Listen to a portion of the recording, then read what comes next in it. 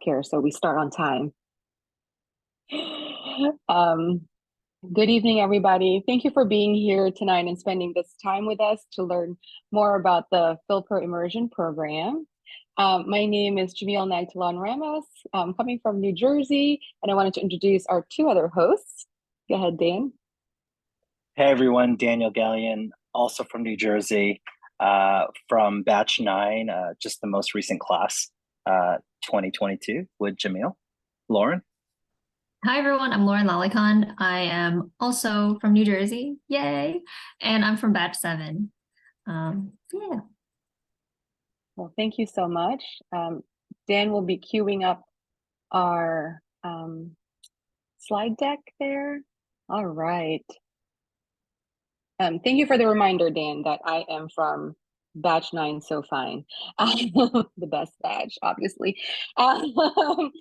Again, thank you so much for being here to learn more about Immersion Program info session. We are going to be recording this info session for those who are not able to attend. So if you have friends, especially those friends who have started the application, tell them, please go to this Immersion Program recording and learn more about the program that way. All right, next slide, please. Okay, so this is PhilPro's mission statement, and I'm going to read it to you because I think it's very important. It embodies what we're all about.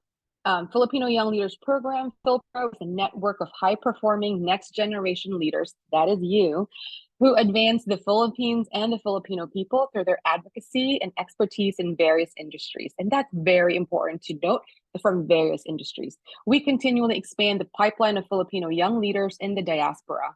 By connecting them to the motherland, we foster collaborative multinational relationships that create innovations and support the socioeconomic progress of the global Filipino community. So wanted to share this to you because while you're writing that application, this is at the heart of what we do. So I want you to read this a couple of times, maybe more than that, while you're writing the application to be inspired to finish that application. Next slide. This is Lizelle Tanglao. She is actually here. Say hi to Lizelle. She is the current PhilPro president. And let me tell you, you guys, just having Lizelle with us, it was such a privilege to have her there. We learned so much from Lizelle's leadership during the immersion program, and we continue to learn and be inspired by her. So she's your girl. Next slide, please. This is the representation of the PhilPro 2023 Board of Directors, and many of them are here today. As you can see from the Executive Committee to the rest of the Board of Directors, they are from different parts of the country, different industries, and also represent different ages across the board. Next slide. So primarily, PhilPro was really focused on the immersion program itself. But, again, connecting our Filipinos, Filipino Americans, Filipino diaspora back to the motherland. But during the pandemic, they found that they could serve the Filipino community in definitely a more granular way, in a more hands-on way. And this is how they came up with Tayo to really serve the community during the time of the pandemic, when so many of us were frontline workers and really struggled during COVID. Tayo continues to this day, making a big difference in our community. So it's a way for you as a potential if you're not a PhilPro member yet, to be a PhilPro member and be part of the PhilPro community, not just with the immersion program, but through community service. Next slide. And I'm punting it over to my colleague, Dan. Thanks, Jamil. Hey, everyone. So just continuing on the presentation from here, in addition to the immersion program and the Tayo initiative, we also have the mentorship program where college students are mentored with, are paired up with PhilPro alumni or PhilPro board members. So this is an opportunity to really get the scoop and insights, what drives the organizations and whatnot. So if you're a current college student and want to get involved in the mentorship program, feel free to reach out. And this video is actually from my batch, mine and Jamil's batch. And so it summarizes our experience. So I'm going to play it here and hopefully you all can hear it because I am Zoom illiterate. Let me try this now.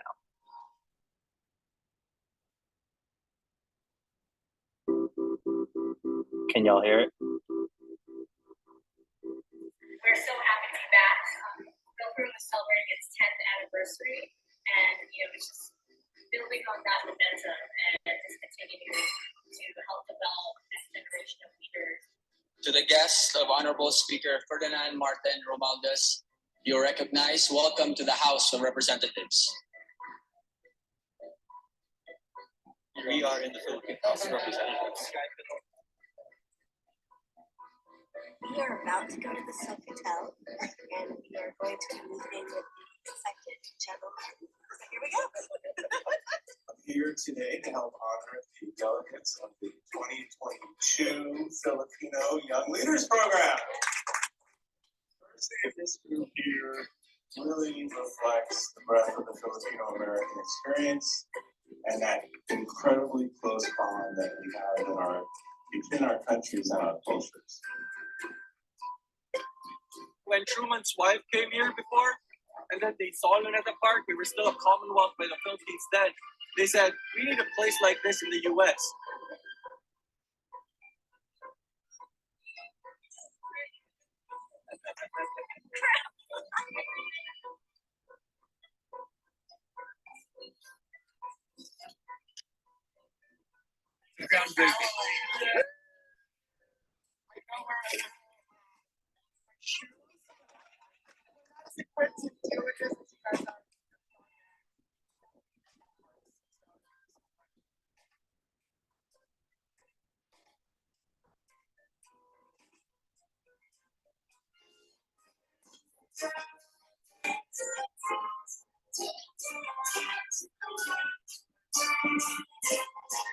So welcome to TV Network. Extended ng 30 years, so umiiral ng discount sa electric bill na dapat ay para lang sa may hirap. My friend subsidy.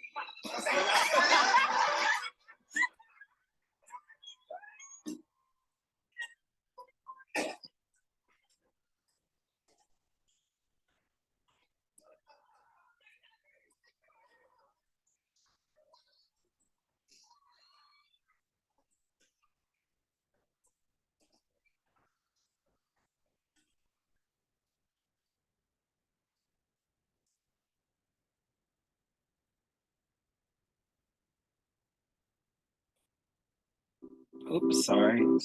See, I told you I'm Zoom illiterate. All right, cool.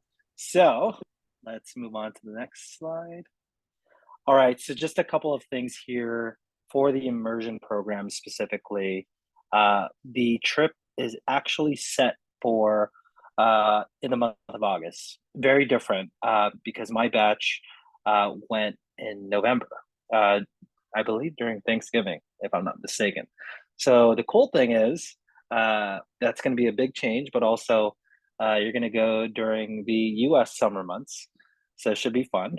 Deadline to apply again is April 14th. Another new thing here is the age range. So the age range has been extended. Jamil and I's batch was the first batch where this age range was extended. So we will continue to do that. There is a processing fee of $20. And then obviously feel free to go to the link there, just go directly to our to the Philpro site and then click on the application link. All right, so the immersion program. One of the things about the program is we try to immerse you in everything and anything from arts and cultures to government, community.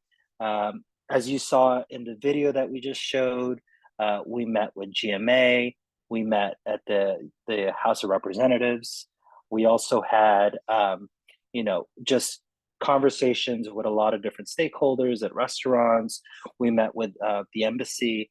So there's just a jam-packed week, and we try to do that again to give you all perspective in the program and really broaden your knowledge and horizons on the diaspora. So, and again, here's a sample of the agenda. As you can see here, it's pretty jam-packed. Don't worry, day 1, day 0, when you arrive, it's a light, everyone's going to transition from the flight. I certainly took the full day, the first day of the trip.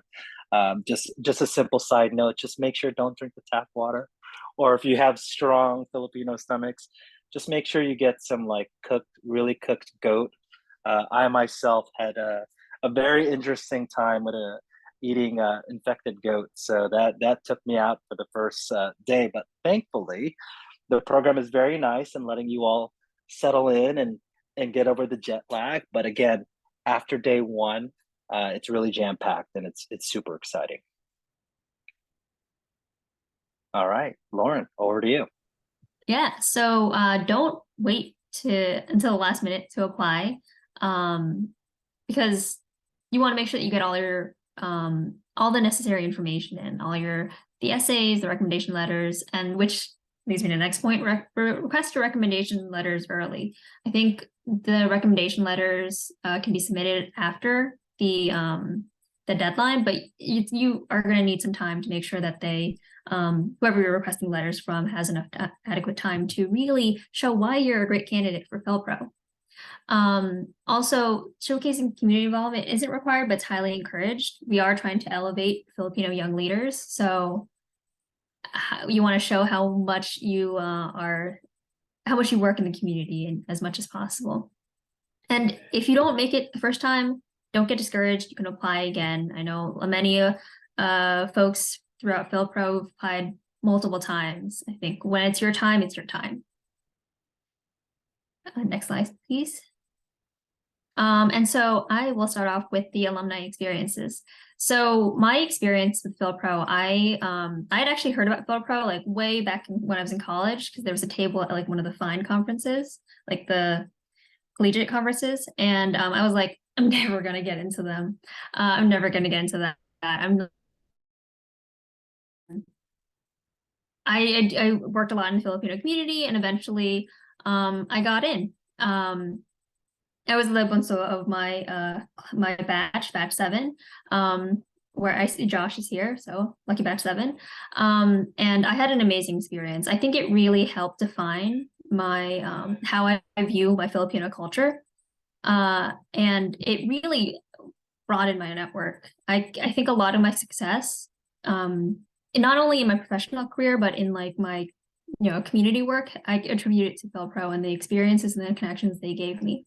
Like a big defining moment, or like big defining period of my life was when I was actually after the immersion program during the pandemic, because I was very involved with PhilPro. I met a lot of people who I've never actually met in real life, but we bonded right away. I think that really speaks to the PhilPro network, is that you just meet a community of like-minded, ambitious young leaders who have the same desire to build the community that you do, and so you get along with them right away. And so yeah, so I can't emphasize enough just how life-changing this immersion program is, and then the network that you gain afterwards. So definitely encourage everyone to apply. I'm really excited to see. I'm always really impressed with each batch that comes afterwards, and I can't wait to see who's going to be in the next batch. So I'll pass it over to Dan. Thanks, Lauren. So like Lauren, this program has done a lot for me than I could ever imagine. For the trip itself, going to the Philippines meant that I could finally meet people in person, outside of my batch, within my batch.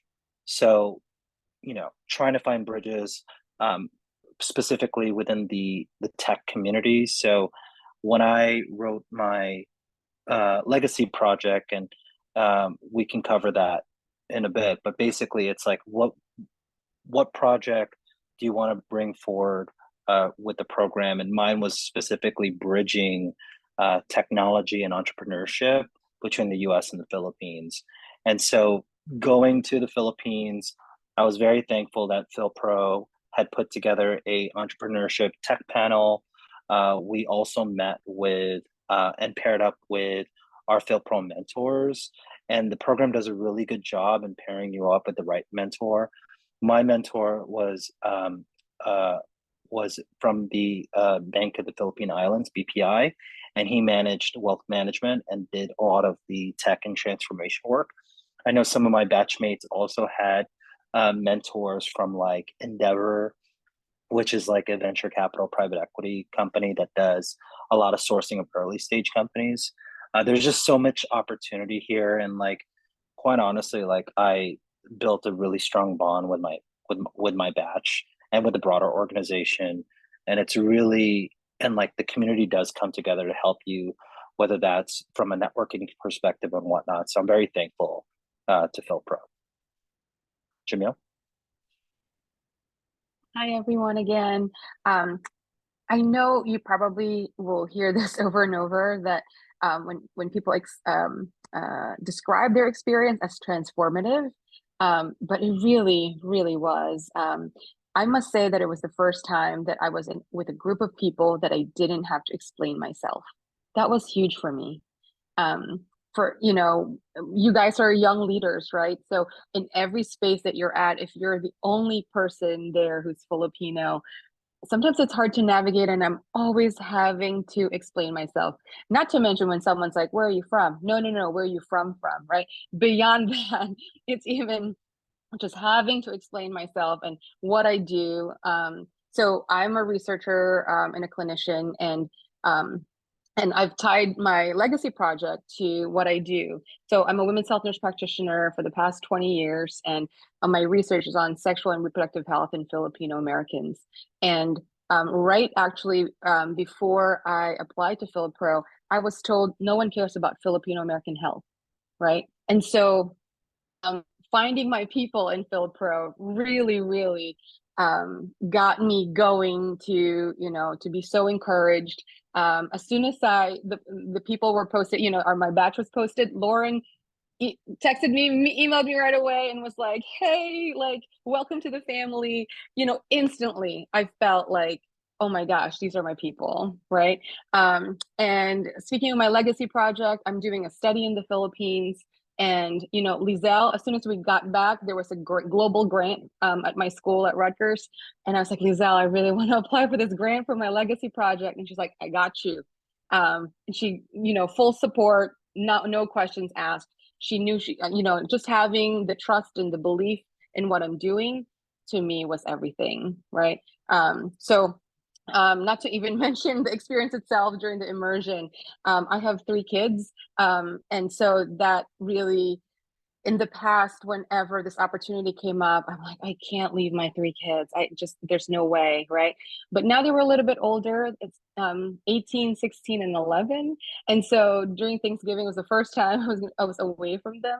And we actually spent Thanksgiving doing a community project, and we were farmers for a day. And my last name actually means farmer. So to me, it was like, I'm not with my kids, but I'm here like feeling my ancestors, right? And doing farming for a day. And that was such a full circle moment for me. And so I continue to just learn from the people that I have gone to the Philippines with. We just really encourage each other for everything. We amplify each other and just support each other. No questions asked. It's also not transactional, which means like, I'm going to do this for you so you can do this for me. It's none of that. I'm here for you, and I'm happy that you're doing all these amazing things, and I'm here to support you, and want nothing back. So really, it's a community that I'm so thankful to be part of every single day. And I know I can pick up the phone anytime and be like, like share something with somebody, and I know that they'll be there for me. So I wanted to share that with you. So I wanted to give opportunity to the other people who are here, who are alumni of the Immersion program. And Is it okay if I call on you? I'm just going to call on you. Genevieve, do you want to share about your immersion experience with us? Sure. I mean, this is making me miss my batch. I think we're a very close batch, but I think it's because we created a space to be open and vulnerable and raw and allowed time um, and the space to support each other as we're processing our experience. We're always checking in on each other. I think it created a platform where we felt seen and heard, like what Jamil was saying. I think she's in um, a unique position, right? So when people hear about Filipinos in healthcare, they just assume like doctors and nurses. And what Jamil does is so important to the community. Research and data is so important to the work that we all do and how that translates into representation of the Filipino community and the AAPI community at large. And so I think it's for me coming with a background in politics and government relations, it was nice to be around people that are not in government and politics because the last 10 years, that's all I did. And so it helped me kind of connect to those outside of my industry. But also there was I think there was a theme of like weaving, right? So everyone there's a nexus, everyone had some kind of nexus to each other. So we're always connecting. And I grew up going back to and forth to the Philippines, and I was raised traditionally, culturally traditional, and it was still very transformative for me. And there was a lot of discoveries, and so I'm very thankful to Lizelle and the board for setting up the recruitment process and the selection process, so that way we were able to have the batch that we had and be able to walk away with these positive, not only experience, but I think lifelong friendships and connections. Genevieve, thank you so much for sharing. I think I saw Agnes here. Agnes, would you like to share a little bit about your experience with us? Sure, I'll share a little quick. I was on the last call, but I just wanted to say hi to everyone and again support everybody. But as far as my experience, I mean, I know it's the same thing. I mean, it was an amazing, transformative experience. I think what was so great about the trip was I've been to the Philippines several times, but this was the first time I was able to experience it without my family, which is, I think, is always you see it through different eyes, and it was a side of the Philippines that I never experienced, and so it really opened my eyes and really changed my point of view on the country, and also changed my point of view of who I am. Just from I'm constantly learning about the Philippines. Every day I learn something new, and and it's okay for me not to know. Nobody can know everything, and it's just something exciting to be able to continue to learn, and that's where I'll leave it at. Thank you so much, Agnes. Agnes is one of our board members, also representing Batch 9. Woo! I see Joshua here. Hi, Josh. You want to share? Hey, kamusta? Yeah, I'll be brief. Like Agnes, I was on the last call, but I just wanted to show up and support, and especially support my fellow Lucky Batch 7 member, Lauren, and of course our future council member, Mr. Daniel Gallion. But yeah, my name is Joshua Ankreis. Born and raised in the great state of Arkansas. Not so great right now. It's very red and scary. Sarah Huckabee Sanders is our governor, so let's pray for us. Anyway, yeah, I actually applied a couple times. I applied in 2017. I didn't get in, and I applied again in 2018. So I was part of Batch 7. And then I was vice president in 2019 and then president in 2020 when the pandemic hit. So I got to work with Batch 8 and work with Lizelle, and was there when we decided to pivot and try to help our Filipino and Filipino American community since we couldn't have the immersion trip. So that was a huge pivot for us all. PhilPro had never really done kind of that type of work. But luckily we had a lot of people on the team, myself included, that had like nonprofit backgrounds. So we were able to shift to a more community-based services during that time. And of course, Lizelle launched the Tayo Help Desk and has been continuing that wonderful work, combating misinformation about COVID. And I know that that's expanded now to general healthcare and services for our Filipino American community. So it's been wonderful. But the Philippines for me, it was very eye-opening to go there. I actually lived in Quezon City for 18 months when I was really little, like 4 or 5 years old, but had only been to the Philippines and visited family in Iloilo. I'm repping Iloilo. My fellow Ilonggo over there, Genevieve.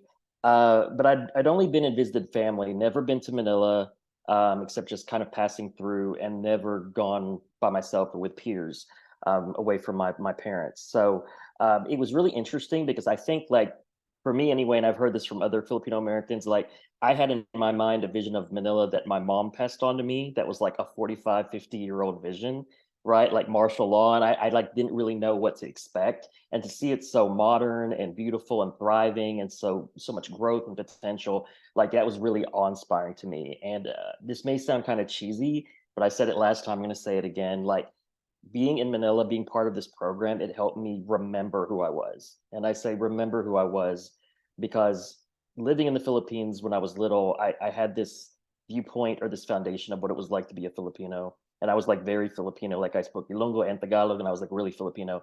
And then to kind of have to go back to the States, back to Arkansas, and I grew up in a town of 300 people. So not being around any other Filipino Americans and basically having to like assimilate into American culture and actually like rural white American culture, and to kind of have to leave my Filipino-ness behind, it actually like hurt me a lot more than I think I even knew, if that makes sense. And like going back to the Philippines as an adult, like reawakened that in me.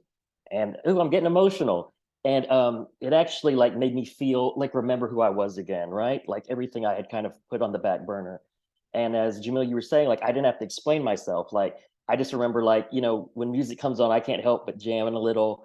And, you know, growing up, my friends were like, why are you dancing? Like, that's weird. Like, why are you always dancing everywhere you go? Or like, why are you eating rice every day? Or like, why do you always call your mom and dad like sir and ma'am? Or like, why are you like that? It's so nice to like not have to explain yourself and just be comfortable. So yeah, it was a very enlightening experience for me. One of the most enlightening days, I think, was like when we went to our culture, like history and culture day, and we got to go to the museums and see the history of the Philippines that, of course, were not taught in American schools. But like for me, I'm also involved in government and politics, just like Genevieve is. Very involved with my state party. I'm actually the current secretary. I was a election commissioner in Pulaski County, which is our largest county, and also ran for office a couple times. Ran for Secretary of State. Ran for state rep. Didn't win, but Arkansas is not quite ready for an AAPI elected official yet, unfortunately. But to see on the walls like pictures of like the founding fathers and founding members of the Philippines, and to see them, they look like me, right? Like that's something I had never experienced before. So that being said, I was able to go back in 2019 as well with Lizelle's group, and then of course 2020 didn't happen, and I was lucky to be able to go this last time too and meet everyone from Batch 9 so fine, and spend a little bit of time with them. But my trips to the Philippines and like reawakening who I was has been so impactful that I'm actually moving to the Philippines permanently. So decided that that's where I want to be, and that's the next step in my life. A lot of that has to do with my mom. I was telling Jamil earlier, my mom is a nurse, you know, came to work in rural America. She got COVID during the pandemic. She just had her 72nd birthday yesterday, and I'm just blessed to still have her. She almost did not live. She had a 20% chance of living at one point, and she was in the hospital for 31 days, and 3 weeks of that was in ICU. And she had a stroke while she was in there from lack of oxygen to her brain, and she was do you know what's the term when you're like all shriveled up and your limbs and stuff are like this, your legs and atrophy? Yeah, like because she hadn't moved in 31 days. So like she's still recovering, but she looked at me after I got back from this last trip, and she said, "Josh, I don't want to die here in Arkansas." Like, I want to be back on my native land with my people, with my language, with my culture, with my food. And I was like, well, Mom, we're going to make it happen. So I'm going to take my mom home and I'm going to explore the next phase of my life there. And then we'll see what happens after that. But I just want you, not everyone has to jump and move to the Philippines, but I do want to say that this is how impactful that this trip was for me, that it truly, truly changed my life. And again, helped me remember who I was. Well, thank you very much, Josh, for sharing that. And I hope to make a plan to visit you when you're out there. So, because Come on, you're family to you're family to me. So well, we'll have a guest room. Come there visit you go. anytime. And thank you, Genevieve and Agnes, for sharing your alumni experience. Really appreciate it. We're going to make another transition over to the rest of the slides, and then we're going to go ahead and queue it up for Q&A. So Lauren, back to you. Okay. Can you do next slide? Okay.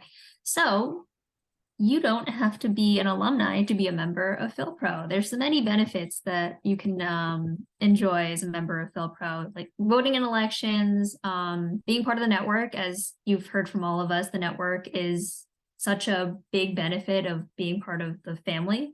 But there's also benefits that you can get, exclusive events. So put the link in the chat. So check it out. Next slide. And we're going to open up to questions, but just in case you don't remember any of the questions or you can't think of anything right now, you can still ask us later on through this email, immersion@philpro.org. Next slide. And then you can also contact our fearless leader, Lizelle, through this email, lizeltenglao@philpro.org. And yeah, I think that's the last slide, right? So feel free to drop your questions in the chat, but open forum.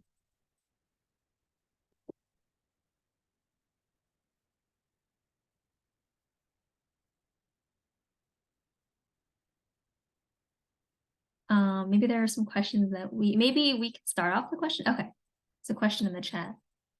Do we have a deadline when our legacy projects need to be completed by?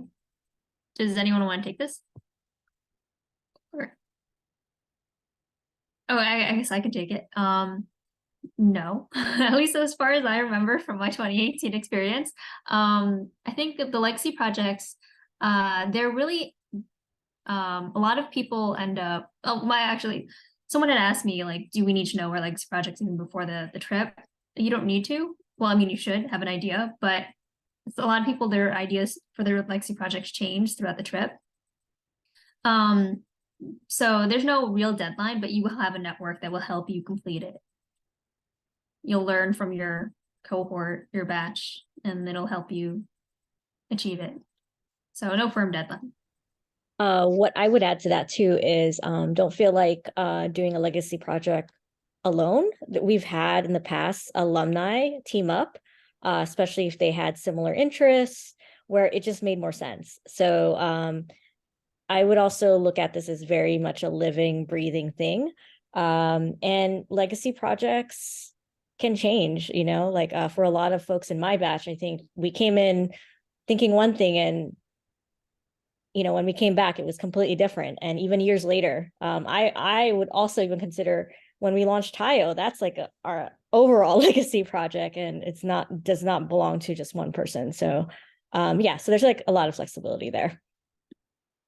I agree with that. I wanted to solve world peace coming in, and then I got there. I was like, oh wait, I can't.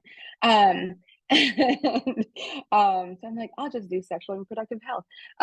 And so I actually am partnering with Tayo with my legacy project. And that's what I was referring to before with the support of Lizelle. So I'm going back in summer 2024, visiting Josh and doing my legacy project.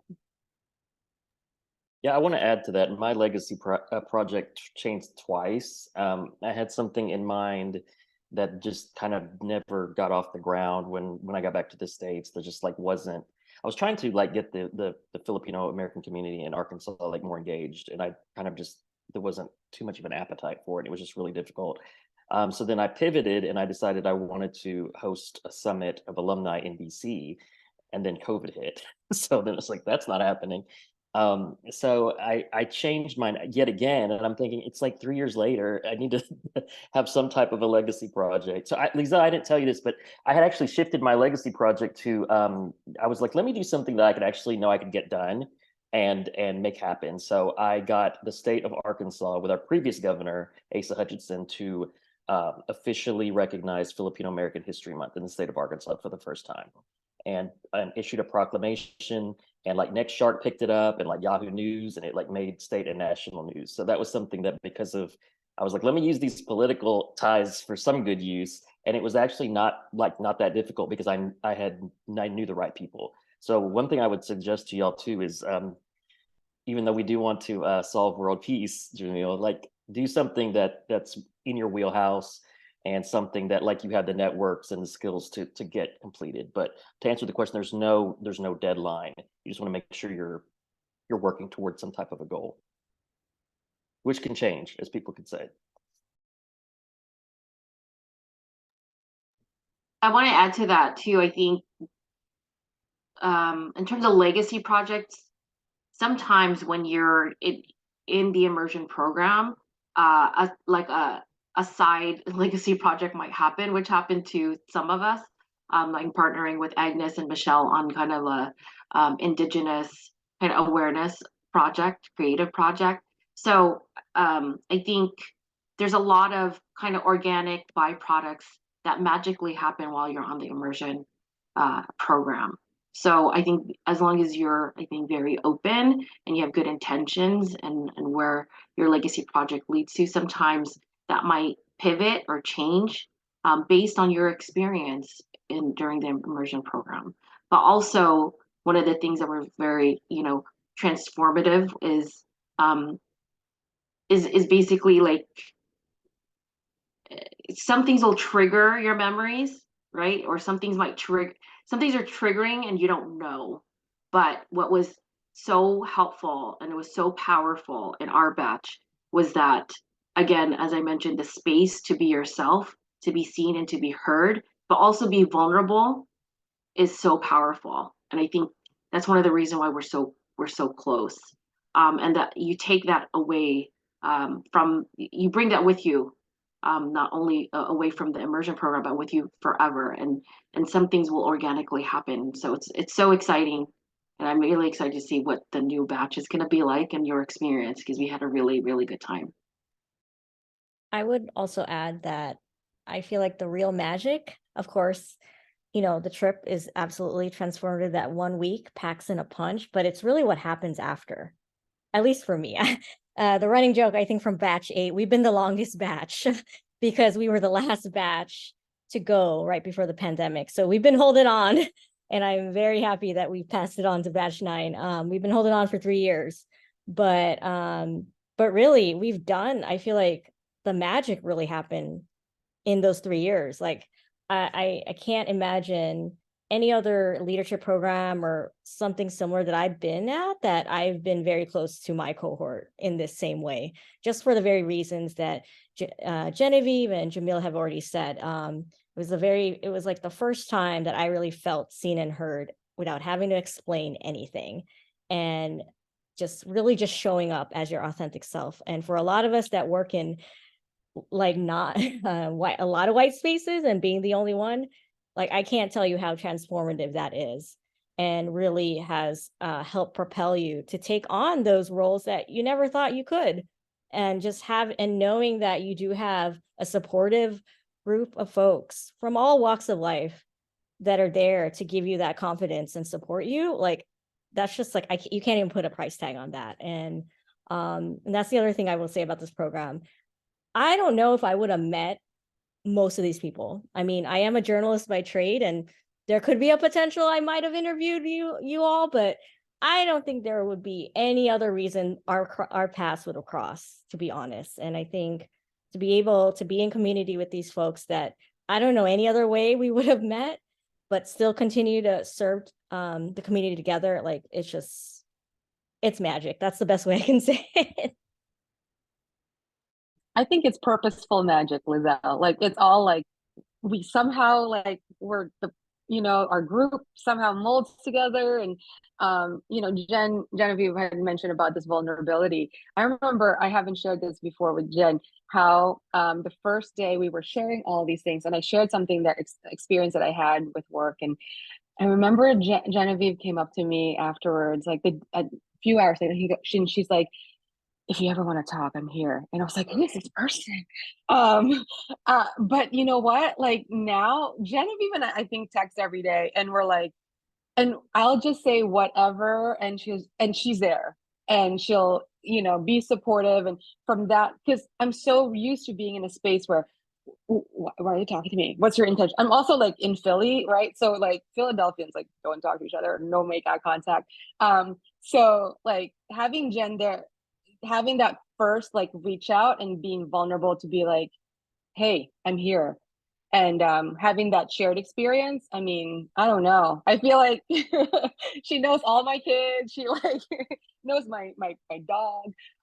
So it's just really like the magic that happens afterwards, and the lifelong friendship is just, I don't know, that's just to me the most precious thing. Jamil was like the mom of our group. She was like the comforting, nurturing mom. So like everyone had a role, but I think it's really hard to describe the relationships that came out of this. Somewhat like I was in one of the hardest transitions in my life. I know that some of our batchmates right now are going through transitions, and we're on our group chat checking in on each other every day. And I think it's because of the experience that we had together in the Philippines. And so I just want to thank PhilPro and the board and Ambassador Quisha and all of those that put this together, that you never, you go in thinking you're going to come out of it a certain way, and you go in, you're like, whoa, I did not expect that at all, in a good way. I would retweet that multiple times. This trip, when I went on it, like came at the right time. Like I was also in a transition as well, probably one of the darkest moments personally and in professionally. And it was just a nice surprise that like, wow, this is actually what I actually needed. I didn't realize I needed, so, and it still paid off in dividends like years later. I will want to say, because I want to bring up like a question that comes up all the time. So just for the folks that are thinking or you should be applying, is the question that always comes up is around recommendation letters. So I think it's just very key. We do require 2 for sure. You can have more if you want, but I want to stress that quality versus quantity is key here. We can tell. I would highly suggest you ask somebody that really is familiar with your work versus somebody that has a big name, because we can really tell when we read the recommendations letters. We really want to get a holistic view of you. Obviously, you have your resume, the work, your body of work, but who are you? Like, and how, and what, why, how can this help you? Like, what, like, tell us why. And yeah, I think that's just general tips, but I think for me, I think in general application tips for this program, it's like what stands out is not only obviously your essays and whatnot, but also your recommendation letters. Like, I think what's really key is like, ask somebody that really is familiar with your work. I think unless it could be a big name, but like, did you really work with them? Like, we can tell, when we see those letters. So.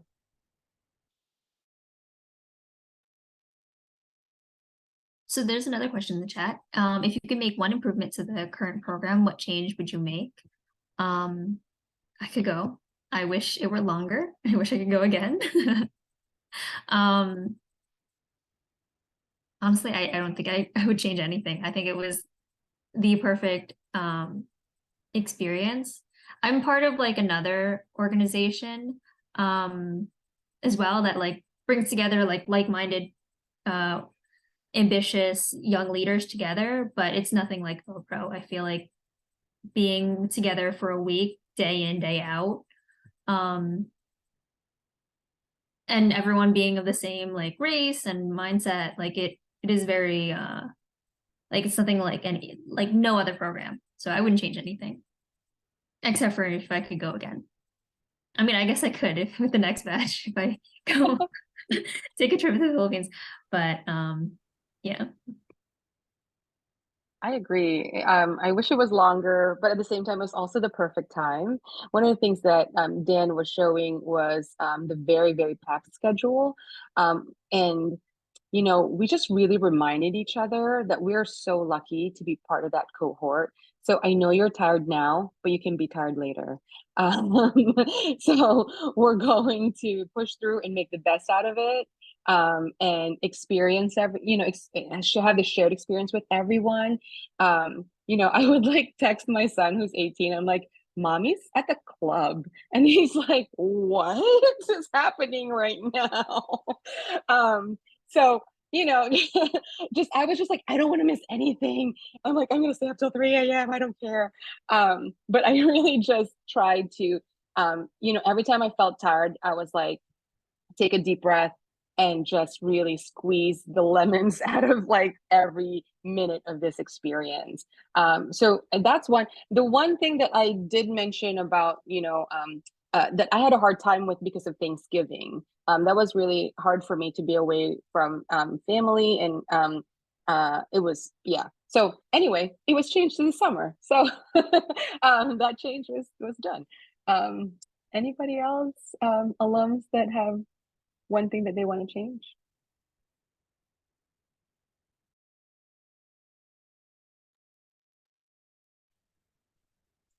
I don't know if it's one thing I would change, but something I would like to see is more, um, just I would say work, like pre-work, or even just a workshop on like pre-colonial history. So I know Batch 9 has talked about it too, but it's like super helpful. So That's on the schedule. there you go. I was going to add something that I believe is also on schedule, but the last couple batches, I think there was some feedback about not having enough downtime in between sessions to kind of get some rest and process everything that, you know, you were seeing and doing. And I felt, Lauren, I felt like in our batch, we drove around a lot and we're in a car a lot. And I feel like that provided some of that time to talk, but I feel like lately, the last two batches, they go like directly from one place to the other, and they don't have as much time as we did. So I know, Lizzo, I think you're working on that as Ours well. was really packed. I think batch 9 wasn't, I don't know if you'd believe me, but yours was way more spread out than ours. Mhm.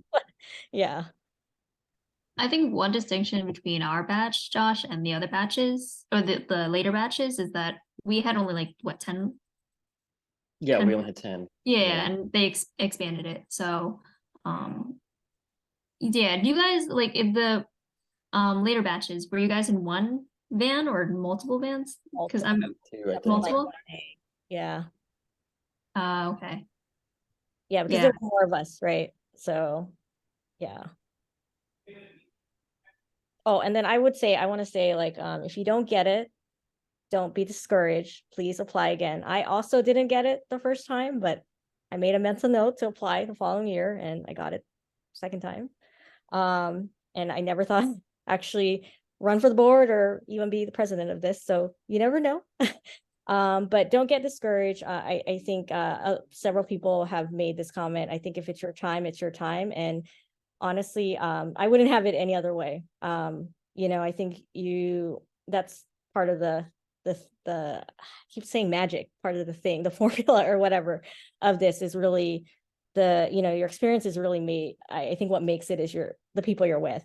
So sometimes you don't know, like sometimes that rejection is like not now, but actually works out better where, you know what, this is the cohort, this is the batch I was supposed to be with. So please, so if you don't get it, please don't get discouraged. There's many ways to be part of PhilPro, like Lauren had mentioned before. We've opened up membership a few years ago, so you do not have to be an alumni of the Immersion program, and obviously we've done so much more than that. So Yeah, and I think the last question in the batch, oh no, in the chat. Well, there's two. One of them is from Dan. What makes a batch? I mean, we could all share, but I think there's also another question from Cindy. Do you have any tips on how to make your application stand out? So I reviewed applications like a while back, so I'm not sure if you know, things have changed. Like, but I think what made me, when I was reviewing the applications, what really stood out is just like how I feel like sincerity really shines through. Like we can tell, like Liesel said about the recommendation letters, like we can tell, like if you're really in it because you want to support the community, you have an overall vision for the Filipino diaspora, or if you're just in it for a free trip.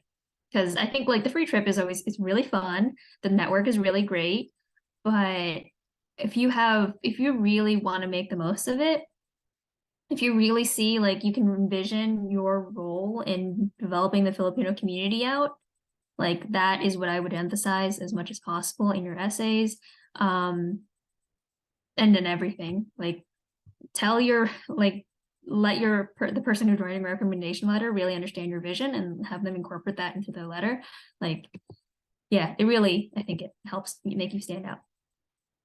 I would add that do your homework. There are several questions on there about your legacy project and other things about you know, the community and whatnot. We can tell as well for the folks that didn't. And it really stands out when you do actually put in that extra effort.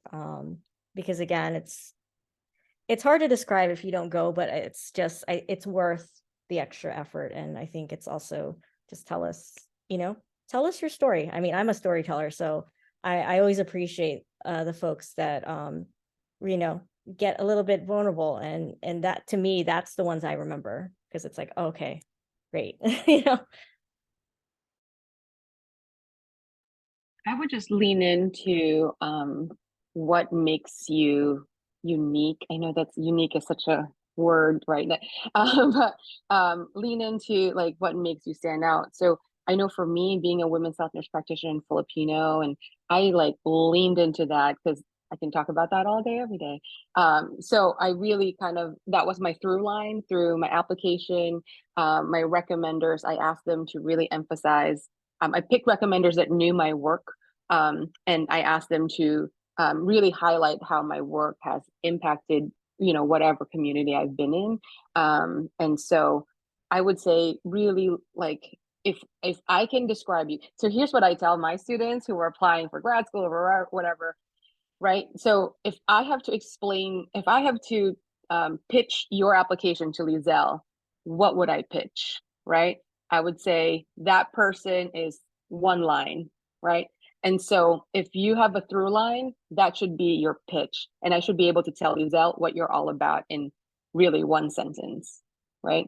And I can say that about every person in my batch. I can give them one line, and I know Dan, Genevieve, Agnes, like that's the through line. So I would just think about that, so that when I'm pitching you to another, you know, another person who's doing the review, that they can be like, this person, I want this person in because.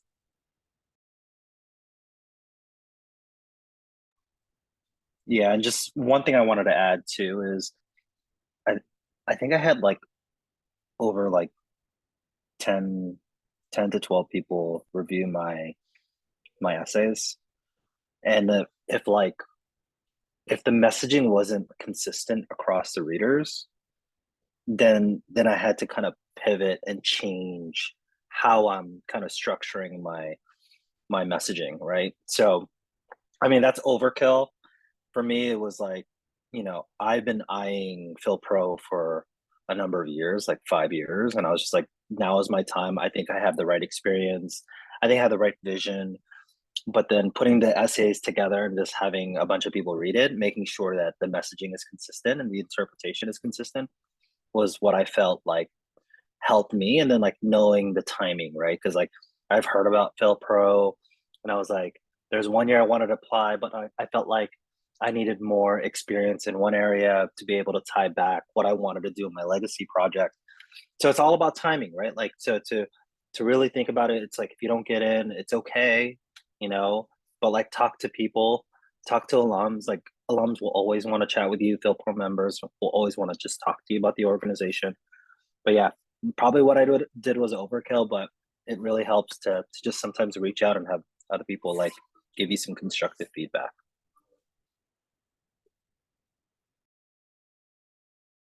Well, with that said, really also, if you're started an application now, really get that going and get to completion. Yeah, I want to see more New Jersey folks or greater New Jersey, not the greater New York area, greater New Jersey area apply. And for those applying, I'll be happy to send out my email and like review your application unofficially and to give you some feedback. So.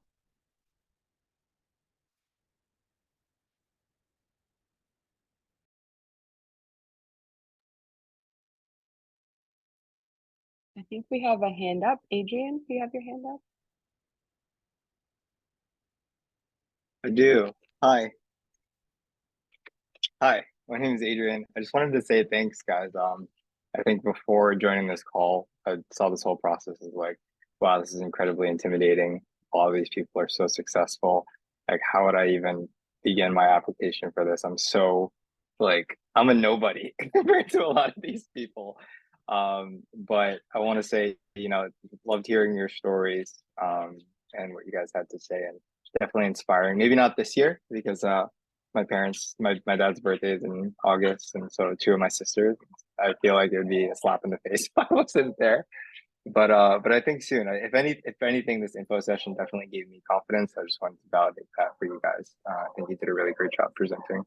So thanks for the stories. Thanks for sharing your experiences, and thanks for making it less intimidating. I want to respond to that, Adrian, because our batch, none of us knew each other at all.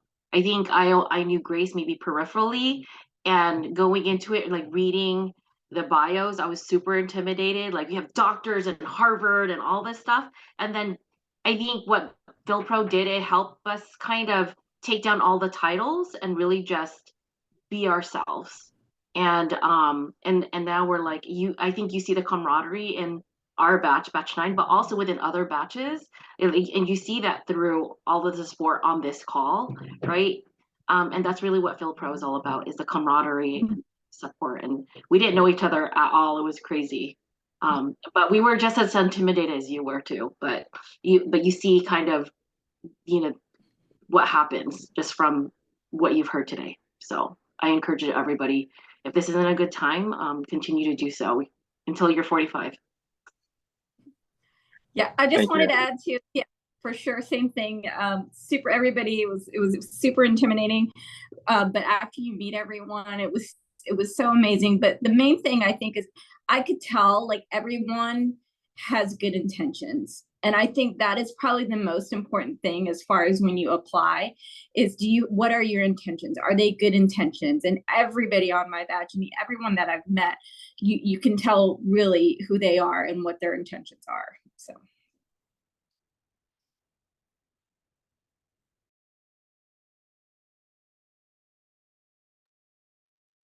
Agreed. So keep us on the back burner, Adrian, like circle back when you're I don't think your parents and your sisters' birthdays will change, but maybe the dates of the immersion. You never know, right? So yeah, very truly intimidating when you read the bios. And I was like, no freaking way. But you just do it. You do it. You like put your big girl panties on and you do it. And does anybody else have other questions? No more questions. Okay. I think, what do you think, Lauren and Dan? We're gonna wrap it up. Wrap it up. Okay. Yeah. All right. If you don't have any other questions, thank you all so much for being here. I'm gonna hand it over to Dan or Lauren to say parting words. I'll just say that I was really active in PhilPro. I mean, I was an alumni in 2018 in batch 7, and then I got really active during the pandemic, and then life got really crazy, and so this is actually the first event I've done with PhilPro in a really long time, and it like seeing the video from batch 9, tears in my eyes because I wish it makes me want to go back. It makes me want to dive back into PhilPro. So you'll see me in meetings. But yeah, no. Even if it sounds like this is all too good to be true, it's not. It really is all true. And with that, have a good night, everyone. Bye. Bye, everyone.